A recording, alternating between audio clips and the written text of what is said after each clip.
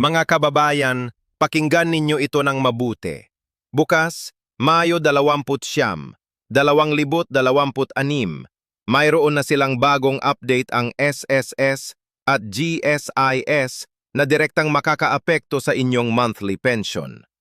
Libo-libong pisong benepisyo ang naghihintay sa inyo, pero hindi ito automatic na matatanggap. Kailangan ninyong kumilos ngayon. Kung kayo ay may edad 60 taon pataas at tumatanggap ng pensyon, o kung may kakilala kayong seniors na hindi pa updated ang kanilang records, panuorin ninyo ang video na ito hanggang sa katapusan. Ito ang impormasyon na maaaring magbago ng inyong buhay ngayong taon. Manatili kayo, mga mahal naming kababayan, lalo na kayo na mga senior citizens sa buong bansa, sa lahat ng probinsya, sa lahat ng lungsod at bayan. Pakinggan ninyo ito ng buong puso, dahil ang video na ito ay hindi lang basta impormasyon. Ito ay isang bagay na maaaring magdagdag ng libo-libo o kahit 10,000 piso sa inyong bulsa ngayong taon. At lalong mahalaga, bukas na, Mayo 29, 2026, mag-iimplementa na ang SSS at GSIS ng mga pinakabagong panuntunan at adjustment sa mga pensyon na maaaring hindi ninyo alam. Kaya kung hindi kayo manonood na yon, baka mapalampas ninyo ang pinakamahalagang update na naghihintay sa inyo na yung 2026. Hindi ito biro, hindi ito tsismis, hindi ito hula. Ito ay nakabatay sa mga opisyal na direktibo ng SSS, GSIS at ng gobyernong Pilipino para sa kapakanan ng ating mga seniors. At hindi kayo kailangang maging abogado, accountant, o esperto para maintindihan ang lahat ng sasabihin ko. Nakaupo lang kayo dito, handa ang inyong atensyon, at ikukwento ko sa inyo ang bawat detalye ng malinaw, mabagal, at madaling sundan. Isa-isa nating tatalakayin ito. Narito ang katotohanang kailangan ninyong marinig. Maraming pensyado sa buong Pilipinas ang nag-iiwan ng pera sa mesa. Hindi dahil tamad sila, hindi dahil hindi sila marunong, kundi dahil walang nagturo sa kanila ng tamang impormasyon. Walang nagpaliwanag kung ano ang mga benepisyong may karapatang matanggap nila. Napakahirap ng mga form, maingay sa opisina, mahaba ang pila, at madalas, kahit pumunta na kayo ng SSS o GSIS branch, naghintay ng 3 o 4 na oras, ang sagot ng guard ay balik na kayo bukas o kailangang bumalik kayo ng ibang araw. Nakakainis. Nakakadismaya, at para sa marami sa atin na nasa hustong gulang na nakakapagod at nakakasakit ng puso. Ngunit na yon, palitan na natin ang frustrasyon ng aksyon, palitan natin ang kalituhan ng kaalaman, at palitan natin ang kawalan ng impormasyon ng kapangyarihang makakilos para sa ating sarili at para sa ating mga mahal sa buhay. Magsimula tayo sa pangunahing tanong na natatanong ng marami. Ano talaga ang 3,500 piso na dagdag na benepisyo na narinig ninyo? At bakit may ilan sa inyong mga kaibigan o kapitbahay na tumatanggap nito habang hindi pa kayo nakakatanggap? Ang sagot dito ay simple lang. Ang tinutukoy nating karagdagang benepisyo ay ang pinagsama-samang epekto ng mga adjustment na isinagawa ng SSS at GSIS sa ilalim ng pinakabagong Pension Hike Directives na inilabas ngayong 2026. Para sa ilang pensyado, ito ay monthly increase na makikita na sa kanilang susunod na remittance. Para sa iba, ito ay isang one-time catch-up payment o retroactive payment na kailangan pa nilang aktibong i-claim. At ito ang pinakamahalagang bagay na dapat ninyong malaman. Kung hindi kayo mag-a-apply, kung hindi kayo kukumilos, hindi kayo matatanggapan ng kahit isang sentimo. Pakinggan ninyo ang mga detalyeng ito ng maigi. Kung kayo ay SSS pensionado at ang inyong kasalukuyang monthly pension ay nasa pagitan ng 2,000 piso hanggang 5,000 piso, maaari kayong umasa ng adjustment na magdadala sa inyong pensyon na mas malapit sa 5,000 piso hanggang 6,500 piso bawat buwan. Ang eksaktong halaga ay depende sa inyong kabuuang kontribusyon sa SSS, sa bilang ng taon na kayo ay miyembro at sa inyong kategorya ng retirement. Para sa mga miyembro ng GSIS naman na may mahigit 15 taon ng serbisyo sa gobyerno, Ang inyong pensyon ay maaaring tumaas at maaari pa kayong makatanggap ng retroactive na bayad para sa mga nakaraang buwan na hindi pa nababayaran. Ang halaga nito ay maaaring umabot sa 3,500 piso hanggang 6,000 piso o higit pa, depende sa inyong record ng serbisyo. Pero narito ang mahalagang detalye na dapat na kayong maunawaan ngayon din. Hindi ito automatic. Kailangan ninyong punan ang tamang form. Kailangan ninyong magsumite ng tamang dokumento. At kailangan ninyong gawin ito bago lumipas ang deadline na itinakda ng SSS at GSIS. Bukas, Mayo 29, 2026, nagsisimula na ang bagong proseso ng processing ng mga pension adjustment claims. Kung mas maaga kayong kumilos, mas mabilis ninyong matatanggap ang pera. Pag-usapan natin ang mga form. Alam ko na ang salitang form ay nagdudulot ng pagkabahala sa marami sa inyo. Naranasan natin ang pagpunta sa opisina, binibigyan ng form, hindi natin alam kung paano punan, at bumabalik na lang tayo ng bahay na puno ng frustrasyon. Ngayon, sasamahan ko kayo hakbang-hakbang. Para sa mga SSS pensyonado, ang pangunahing form na kailangan ninyo ay ang SSS Form DDRA, na tinatawag na Pensioners Data Amendment Form. Ginagamit ito kapag kailangan ninyong i-update ang inyong impormasyon tulad ng bank account number, tirahan, o katayuang sibil bago ma-process ang inyong pension adjustment. Kasama rin ang SSS Form RS5 para sa karagdagang kontribusyon at ang Form BPN 21 para sa direktang pahintulot ng bangko o bank crediting authorization. Para sa mga nag-a-apply ng bagong retirement benefit o ng pension na hindi pa natatanggap, kailangan din ninyo ang inyong original na SSS member data record at ang inyong UMID card o SSSID bilang primary identification. Para sa mga GSIS pensionado, hanapin ninyo ang GSIS Pension Differential Claim Form. Maaari itong i-download sa opisyal na website ng GSIS na www.tuldoc.gsis.tuldoc.gov, Tuldoc, PHO. Makuha sa pinakamalapit na GSIS branch o wireless center sa inyong lugar. Sa form na ito, susulatin ninyo ang inyong GSIS BP number na makikita sa inyong e-card o sa inyong retirement order, ang eksaktong petsa ng inyong retiro, at ang kumpletong pangalan ng inyong designated beneficiary. Siguraduhing lalagyan ng pirma ang bawat kinakailangang lugar. At huwag kalimutang i-attach ang inyong valid government ID, preferably ang inyong GSIS e-card o inyong UMID card. Narito ang isang practical na payo na maraming tao ang hindi nakakaalam. Ang pagkakamali sa mga petsa ay isa sa pinakakaraniwang dahilan ng pagkaantala ng mga claim. Kapag sinusulat ninyo ang inyong petsa ng retiro, gamitin ang eksaktong petsa na nakasulat sa inyong orihinal na retirement order o sa inyong GSIS o SSS records. Kahit isang araw na pagkakaiba, kahit binaliktad ninyo ang buwan at araw, maaaring magpabagal ang inyong claim ng ilang linggo o kahit ilang buwan. Kaya bago kayo pumunta sa opisina bukas o sa mga darating na araw, hanapin muna ang inyong retirement order, ang inyong original na appointment papers mula sa gobyerno kung GSIS kayo, at i-photocopy ang lahat.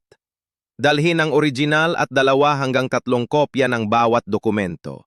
Mas maigi na handa kaysa kailangang bumalik pa ng isa pang araw. Para sa mga kababayan nating hindi pa nakapag-enroll sa e-card ng GSIS o sa SSS mobile app, ngayon na ang pinakamabuting oras para gawin ito.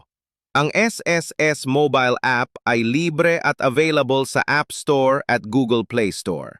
Kapag naka-enroll na kayo, maaari ninyong makita ang inyong monthly pension status, ang lahat ng inyong nakaraang contributions, ang status ng inyong mga pending claims, at ang lahat ng inyong benepisyo. Hindi na kayo kailangang pumunta ng opisina para lang malaman kung nai-credit na ang inyong pension para sa buwang ito.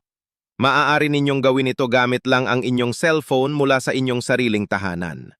Ngayon, Pag-usapan natin ang isang bagay na hindi masyadong gusto pag-usapan ng opisina pero kailangan ninyong malaman. Ang mga posibleng bawas sa inyong pensyon. Hindi ko ito sinasabi para takutin kayo. Sinasabi ko ito para hindi kayo magulat at para makakilos kayo ng maaga. Una, mayroon tayong tinatawag na pension suspension o suspension of benefits. Nangyayari ito kapag ang isang SSS pensyonado ay nagsimulang muling magtrabaho at kumita ng regular na kita na higit sa 5,000 piso bawat buwan. Oo, maririnig ninyo ito ng tama. Kung kayo ay SSS pensyonado at nagdesisyon kayong bumalik sa trabaho o magsimula ng negosyo na may regular at documented na kita, maaaring pansamantalang mapigilan ang inyong SSS pensyon. Kaya naman bago kayo kumuha ng trabaho o magsimula ng negosyo, kalkulahin muna ang lahat ng financial implications at siguraduhing hindi kayo masasangkot sa sitwasyong ito nang hindi alam. Pangalawa, ang overpayment recovery. Nangyayari ito kapag ang SSS o GSIS ay nagpadala ng maling halaga ng pensyon sa nakaraang mga buwan. Maaari itong mangyari dahil sa system error o dahil sa pagbabago ng inyong katayuan na hindi na ipagbigay alam sa opisina. Kapag nadiskubre ng SSS o GSIS na sobra ang napagbayad sa inyo, otomatiko nilang ibabawas ito ng paunti-unti sa inyong susunod na mga pensyon hanggang sa mabayaran ang labis na halaga. Kung natanggap na ninyo ang notice tungkol sa overpayment, huwag baliwalain ito. Pumunta sa opisina at humingi ng detalyadong breakdown ng halaga at ng plano ng pagbabayad. Mayroon kayong karapatang malaman ang eksaktong bilang at ang makatwirang plano ng pagbabayad. Pangatlo, at ito ang pinakamadalas na hindi alam ng mga pensyado, ang garnishment ng pensyon dahil sa hindi nabayarang utang sa gobyerno. Kung kayo ay may overdue na GSIS policy loan, emergency loan, o housing loan mula sa SSS, maaring direkta itong ibabawas sa inyong monthly pension kahit hindi ninyo alam na nagaganap ito. Ang magandang balita ay may karapatan kayong humiling ng restructuring ng inyong utang. At sa maraming kaso, ang GSIS at SSS ay nagbibigay ng mga condonation programs na maaring magpababa ng inyong outstanding balance. Hanapin ninyo ang pinakabagong loan restructuring o condonation program at i-apply ng personal sa opisina. Huwag ninyong hintayin na lumaki pa ang problema. Kung may narinig kayong hindi tamang bawas sa inyong pensyon layong buwan o kung may mga tanong kayo tungkol sa inyong account, tumawag agad sa SSS hotline sa numerong 1455. Para sa GSIS, tumawag sa contact center nila sa 1-800-88-47-47. Libre ang mga tawag na ito mula sa lahat ng landline sa buong Pilipinas at mayroon silang mga kinatawang makakatulong sa inyo sa wikang Filipino. Pag-usapan naman natin ang mga karagdagang benepisyo na maraming seniors ang hindi alam na may karapatang i-claim. Ito ang tinatawag nating nakatagong pera na naghihintay sa inyo. Para sa mga SSS pensyonado, mayroon kayong karapatang sa ika-13 buwang pensyon o ang ika-13 month pensyon. Ito ay automatic para sa mga aktibong pensyonado at ibibigay bago mag-Nobyembre ng bawat taon. Katumbas ito ng 1 buwan ng inyong basic monthly pension at hindi ito kailangang i-apply ng hiwalay. Pero mahalaga na updated ang inyong bank account sa SSS para matanggap ito ng walang abala. Maliban dito, ang mga pensyado na may asawa at may mga anak na wala pang 21 taong gulang ay may karapatang sa dependent pension. Ang halaga nito ay 10% ng inyong basic pension o 250 piso, alinman ang mas mataas, para sa bawat qualified dependent.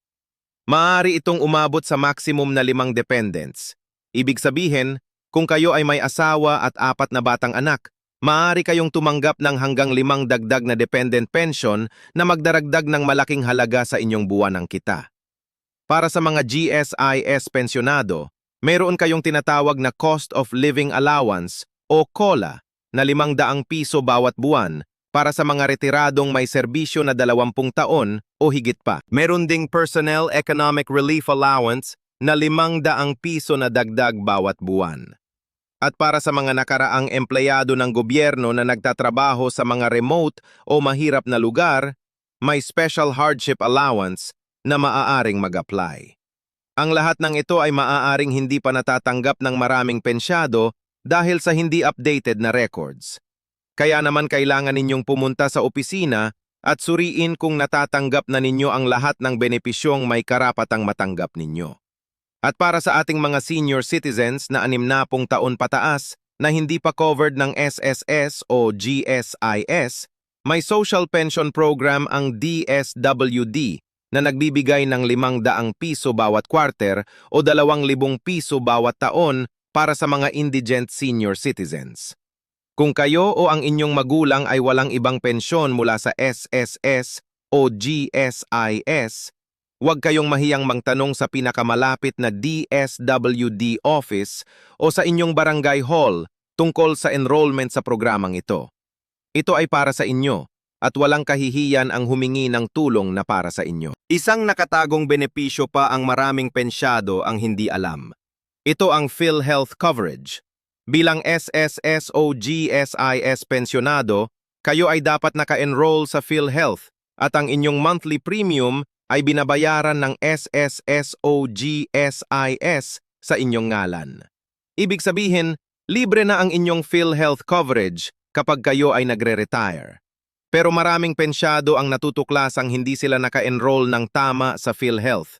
At kapag nagkasakit sila at pumunta sa ospital, biglang may malaking bayad na lumalabas.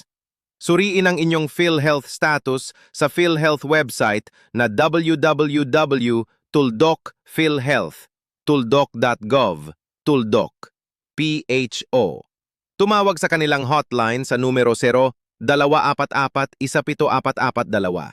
Gawin ito ngayon bago pa kayo magkasakit para hindi kayo magulat sa tamang oras.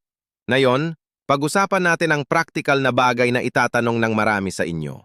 Paano talaga mag-navigate sa SSS at GSIS office nang hindi nababaliw, nang hindi naubusan ng lakas, at nang hindi nag-aaksyaya ng buong araw? Una, pumunta ng maaga pero hindi agad sa simula ng araw ng opisina. Ang mga opisina ng SSS at GSIS ay karaniwang nagbubukas ng alas 8 ng umaga, ngunit ang pinakamagandang oras para pumunta ay sa pagitan ng alas 9:30 hanggang alas 11 ng umaga, o sa hapon mula 1:30 hanggang alas 2:30. Sa mga oras na ito, karaniwang mas kaunti ang tao at mas mabilis ang serbisyo. Kung maaari, magdala ng kasama, isang miyembro ng pamilya o matalik na kaibigan, lalo na para sa mga may karapatang kumatawan sa inyo kung nahihirapan kayong lumakad o magsalita. Pangalawa, gamitin ang SSS online portal o ang GSIS iServe system para mag-queue bago pa kayo umalis ng bahay. Sa pamamagitan ng online queuing system, makakakuha kayo ng slot nang hindi na kailangang magtayo ng matagal sa pila sa labas ng opisina. Ang GSIS ay mayroon ding wireless center sa ilang SM malls at sa mga piling government hospitals sa buong bansa. Mas maayos ang pasilidad doon, mas malamig, at karaniwang mas maikli ang pila kaysa sa pangunahing opisina. Pangatlo, at ito ang pinakaimportanteng payo ko sa inyo tungkol sa pagpunta sa opisina, dalhin ang lahat ng dokumento sa iisang pagkakataon. Gumawa ng listahan bago kayo pumunta. Kailangan ninyo ang valid government ID na may larawan, ang inyong SSSO SID o UMID card o GSISE card, ang inyong passbook o bank certificate na nagpapakita ng inyong aktibong bank account number, ang inyong birth certificate, at kung may asawa kayong namatay, o kung nagbago ang inyong katayuang sibil, ang marriage certificate o death certificate na naaangkop. Magdala ng 2 hanggang 3 kopya ng lahat ng dokumento dahil madalas, hinihingi ng opisina ang kopya at hindi sila nagbibigay ng libreng photocopy sa loob ng opisina. Mas maigi na may 2 kayong kopya kaysa bumalik pa kayo sa labas para magpakopya. Para sa mga kababayan nating hindi makakarating sa opisina dahil sa kalusugan, dahil sa malayo ang distansya, o dahil sa iba pang dahilan, mayroon na ngayong opisyal na opsyon na mag-apply ng pensioner's representative. Ito ay isang taong autorisado ninyong kumilos sa inyong ngalan para sa lahat ng mga transaksyon sa SSS o GSIS. Kailangan nito ng Notarized Special Power of Attorney o SPA na maaring ipagawa sa isang abogado sa halagang 500 piso hanggang 1,500 piso. Ang inyong asawa, anak o kapamilya ay maaaring maging inyong autorisadong kinatawan. Pag-usapan naman natin ang buwis, ang isang bagay na maraming pensyado ang natatakot na pag-usapan, ngunit dapat malaman ng lahat. Ang magandang balita para sa lahat ng pensyado ay ito. Sa ilalim ng Republic Act 10,963 o ang Tax Reform for Acceleration and Inclusion na tinatawag na TRAIN Law, ang lahat ng SSS at GSIS pension ay exempt sa income tax. Hindi kayo kailangang magbayad ng kahit 1 sentimo ng buwis sa inyong retirement pension. Period. Ito ay nakasulat sa batas. Kaya kung may nagpapayo sa inyo na mag-ipon para sa buwis ng inyong pensyon o kung may nagsingil sa inyo lang tax sa inyong pensyon, ipaalam yon sa BIR at sa kaukulang opisina ng SSS o GSIS. Dahil hindi yon dapat mangyayari at mayroon kayong karapatang tumanggap ng tulong. Para sa mga nakatanggap ng lump sum retirement benefit, halimbawa ang mga GSIS retirado na nakatanggap ng 200,000 piso hanggang 500,000 piso o higit pa bilang 1 beses na bayad sa pagreretiro, narito ang matalinong payo. Huwag dalhin lahat ang pera sa iisang lugar. Mag-imbak muna ng 3 hanggang 6 na buwang halaga ng inyong karaniwang gastos sa isang bangko na may mataas na interest rate, tulad ng mga digital banks na nag-o-offer ng 6% hanggang 9% per annum na interest rate sa regular savings account.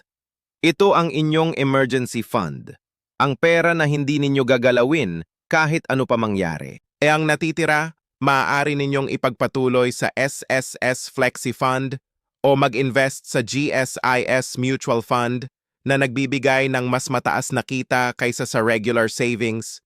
At huwag kalimutan ang survivorship benefit, ang benepisyo ng inyong pamilya pagkatapos ninyong lumipas. Sa ilalim ng batas, ang inyong asawa at mga anak ay may karapatang sa survivorship pension pagkatapos ng inyong kamatayan. Pero para matanggap nila ito nang walang abala, kailangan na updated ang inyong beneficiary records sa SSS o GSIS. Ngayon habang kaya pa ninyong gawin ito, ito ang isa sa pinakamahalagang regalo na maaari ninyong ibigay sa inyong pamilya. Mga mahal naming kababayan, bago tayo magwakas, nais ko kayong bigyan ng 3 pinakamahalaga at pinaka-urgenteng aksyon na kailangan ninyong gawin simula bukas, Mayo 29, 2026. Una, pumunta sa pinakamalapit na SSS o GSIS branch at hilingin ang kumpletong review ng inyong pension records. Sabihin ninyong gusto ninyong malaman kung natatanggap na ninyo ang lahat ng benepisyong may karapatang matanggap ninyo. Pangalawa, i-verify ang inyong PhilHealth enrollment status at tiyaking aktibo ang inyong coverage. Pangatlo, i-update ang inyong beneficiary records para protektahan ang inyong pamilya. Ang bawat araw na hindi kayo kumilos ay posibleng 1 araw pang nawalan ng pera na para sa inyo. Ang impormasyon ay hawak na ninyo. Ang kapangyarihang kumilos ay nasa inyo na rin. Ibahagi ang video na ito sa inyong mga kaibigan at pamilya, lalo na sa mga seniors na hindi pa alam ang mga benepisyong ito. Baka may kakilala kayong nag-iwan ng libo-libong piso dahil lang hindi nila alam ang impormasyong ito. Nayon, alam na ninyo. Kaya gawin na natin ito para sa atin, para sa ating pamilya, at para sa isang mas mapayapa at mas dignidad ng pamumuhay sa ating mga taon ng pahinga. Hanggang sa susunod, ingatan ninyo ang inyong kalusugan at huwag kalimutang i-claim ang lahat ng para sa inyo. Maraming salamat po.